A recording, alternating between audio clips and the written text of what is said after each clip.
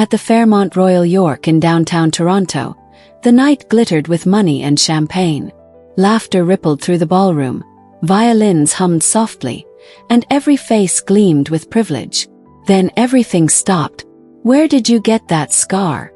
The voice came from Alexander Blackwood, the billionaire whose name built half the skyline. His tone was sharp enough to cut glass. Across the room, a young black waitress froze. Zara Johnson, 25, stood beneath the chandelier's glare, her tray trembling in her hands. I don't remember, sir." But Alexander's eyes didn't move. They burned into the small crescent scar on her wrist, identical to the one his missing daughter once had. For a heartbeat, the world fell silent. The man who owned skyscrapers looked like he'd seen a ghost. And in that silence, something shifted. A secret long buried was about to surface, and nothing in this room of power and perfection would ever be the same again. Subscribe to Canada's Heartfelt Tales for stories that uncover the truth beneath the glitter. The next morning, the city woke under a veil of silver fog. Streetcars hummed down Front Street as Zara walked out of her small apartment in Scarborough, clutching the same uniform she wore every night. Her phone buzzed. Head waitress Maya reminding her to report early. Tonight, another high-profile event, this time at the same hotel where everything began. She hesitated for a long moment at the door, the echo of that man's voice still circling her mind. "Where did you get that scar?"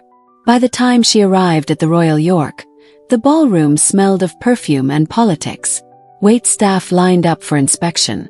Zara tried to disappear among them, but Maya noticed her distraction. "You okay?" Maya whispered. Zara nodded, though her pulse said otherwise. "He looked at me like he'd seen a ghost," she murmured. Maya frowned. "Rich people look at all of us like that." Zara forced a smile, but inside the words replayed, heavy as glass. Across town, Alexander Blackwood sat in his penthouse office, staring at an old photograph. A little girl with curls and a crescent scar. 20 years of searching had hardened him, but last night cracked the armor. His assistant entered quietly. "Sir, the charity board wants confirmation for tonight's attendance." Alexander's gaze stayed fixed on the photo. "I'll be there," he said. "And find everything you can about a waitress named Zara Johnson." The night unfolded like déjà vu. Zara moved through the same corridors, the chandeliers burning above her like interrogations. When she reached the VIP table, her tray slipped slightly. Alexander was there again. Their eyes met. A silence stretched between them until he spoke softly. "I owe you an apology for last night." His tone was polite, but the intensity remained. "May I ask your full name?" "Zara Johnson," she answered. "Why?" He studied her features. "Because I once knew a little girl with your eyes." Maya's voice interrupted from behind. "Zara, kitchen needs you." The moment broke. She walked away quickly, but her chest tightened with questions she couldn't name. Later, while cleaning up, she found a business card slipped under a tray. Alexander Blackwood, Blackwood Holdings. On the back, written in pen. "If you want answers, meet me tomorrow. 10 a.m. Queen's Park Gardens." She almost tore it in half. But that night sleep never came. Memories flickered. Roses, marble fountains, a man's voice singing. When dawn rose pale and cold, she knew she couldn't ignore it. Queen's Park was quiet except for distant sirens. Alexander waited on a bench. His coat collar turned up. When she approached, he stood slowly. "You came." "I don't know why," she said. He gestured to the seat beside him. "Because you want to know who you are." Zara crossed her arms. "I already know. Foster kid. Waitress. Nothing more." Alexander's expression softened. "And if you weren't?" Something in his voice shook her calm. "You think I'm your daughter," she said flatly. "I don't think," he replied. "I know. That scar isn't coincidence. You were found a month after she vanished." Zara laughed once, bitterly. "Do you know how many scars people have in this city? I don't need your pity, Mr. Blackwood." She turned to leave, but his next words froze her mid-step. Your name was Lily. Her breath caught. The name felt like it belonged to someone buried inside her skin. She left without another word, but that night she opened her laptop again, typing his name into the search bar. Article after article appeared. Billionaire still mourns daughter lost in 2003. She stared at the photo of the little girl with her same curls, her same wrist, the same scar. The next day, she visited the foster records office downtown. After an hour of pleading, the clerk slid a thin file across the counter. Found wandering subway station. No identification. At the back was a faded photo of a garden with roses and a fountain. On the back, a child's handwriting. Daddy's garden. Tears blurred her vision. She whispered the words again, remembering flashes of sun and laughter. Then came something darker. A man's shadow, the smell of gasoline, a woman's voice screaming her name. Zara spent the next week chasing fragments. Every door led to another locked file. Every phone call to silence. Finally, a retired social worker named Mrs. Patterson agreed to meet. They sat in a quiet cafe off Bloor Street. You always were stubborn, the old woman said. We weren't supposed to keep copies, but I knew someday you'd come. She handed over an envelope thick with papers. There was a detective once, Rodriguez. She believed someone powerful covered up the case. Zara unfolded the documents, her hands shaking. Chemical sedation. Memory suppression. Unauthorized transfers. Her voice trembled. They drugged me. Mrs. Patterson nodded. To make sure you forgot everything. That night, Zara stood on her balcony watching the city lights shimmer like secrets. She called the number listed for Detective Rodriguez. A weary voice answered. Rodriguez. This is Zara Johnson, she said quietly. I think I'm the girl who went missing 20 years ago. A long pause, then a sigh. I've been waiting for that call for 2 decades. Days later, Zara met Rodriguez in a small diner in Parkdale. The detective laid out yellowed photographs. Crime scenes, a mansion, a fountain drowned in roses. This is where you were last seen, she said. And this man, David Miller, the groundskeeper. He disappeared the same week. Is he alive? Zara asked. Rodriguez nodded. In Florida. Changed his name. If you really want the truth, that's where it leads. Zara hesitated.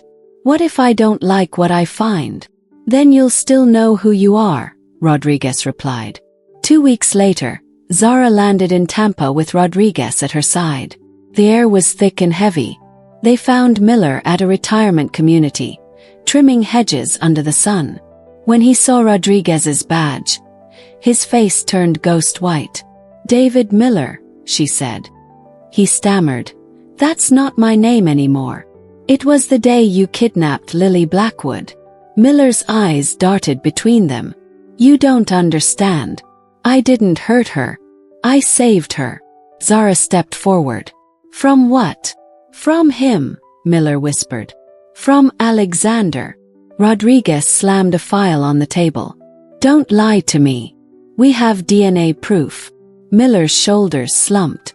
You think he's innocent? He built his fortune on things worse than I ever did. Zara's voice cracked. You stole my life.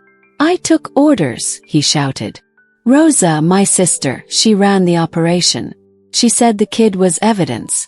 We were told to make her disappear before anyone found out. Evidence of what? Rodriguez demanded. Fake inheritance. The twins weren't his by blood. Bought from a surrogate. If that ever came out, the entire empire would collapse. Zara's world spun.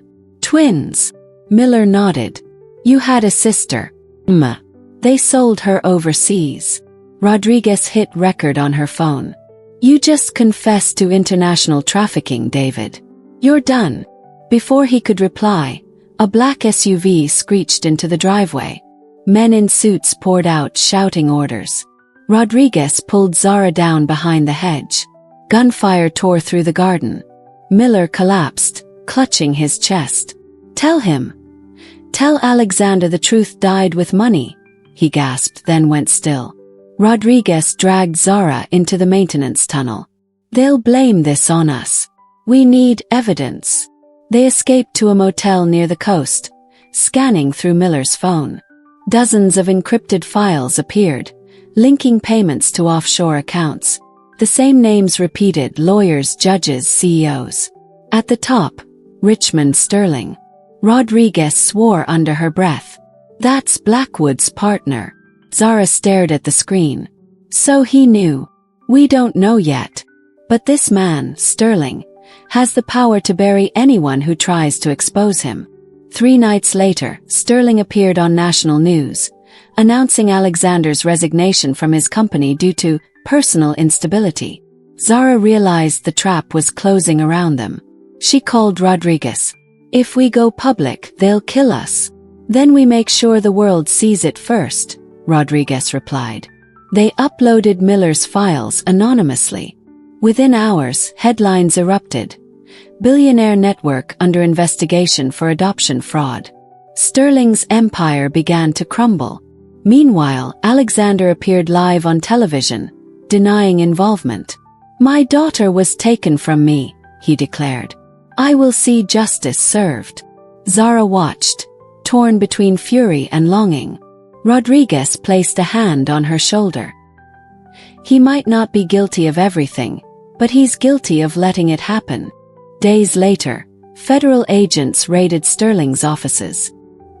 Hidden in a vault, they found files detailing dozens of illegal adoptions, including one for Emma Blackwood, adopted under another name by Sterling's own wife. The truth spread faster than anyone could contain it. Sterling was arrested. His fortune seized. Alexander faced the cameras again, but this time his voice broke. To the children hurt by my silence, I am sorry. Months passed. Zara testified in court, her voice steady as she recounted the years lost and the people who had looked away. Sterling was sentenced to life without parole. The officials who helped him fell one by one. Zara used her settlement money to build something new, the Blackwood Foundation for Missing Children. Every photo on its walls told a story of survival. When Alexander visited for the first time, he found her in front of a picture of 2 little girls holding hands beside a fountain. You were right, she said quietly. The truth was worth finding. He smiled, eyes heavy with both pride and regret. And justice. She turned to him. Justice means every child gets their name back. That night, Toronto glowed beneath a snowfall of quiet redemption. Zara walked through Queen's Park Gardens, the same place they'd first met. The wind carried laughter from a nearby skating rink. For the first time, her world felt whole. But as she stopped under the old oak tree, she noticed a letter taped to the bench where Alexander once sat. Only one line was written. The past never stays buried. Her eyes narrowed, the city lights flickering in reflection. Somewhere out there, another name on that list was still free. And this time she wouldn't run. Winter settled gently over Toronto, wrapping the city in a quiet silver glow. From the window of the Blackwood Foundation's new office, Zara watched the snow drift past the skyline, each flake a reminder of how far she'd come. The girl who once carried trays through crowded ballrooms now carried names of missing children on files that would lead them home. For the first time, she wasn't invisible. Alexander often visited, no longer a man defined by wealth, but by the family he'd nearly lost. They spoke less of the past and more of what could still be repaired. You turned pain into purpose, he told her one evening. Zara smiled softly. No, she said, truth did that. Across the city, headlines still echoed the fall of the powerful, but what stayed with people wasn't revenge. It was resilience. Her story reminded them that silence protects the wrong side of history, and that even the smallest voice can rewrite what power once tried to bury. As she left the office that night, she passed a child reunited with her mother, their laughter cutting through the cold. That sound was her answer, the proof that light can grow from the darkest places. If Zara's journey moved you, help these stories travel further. Like, share, and subscribe to Canada's Heartfelt Tales, where every story begins with courage and ends with hope.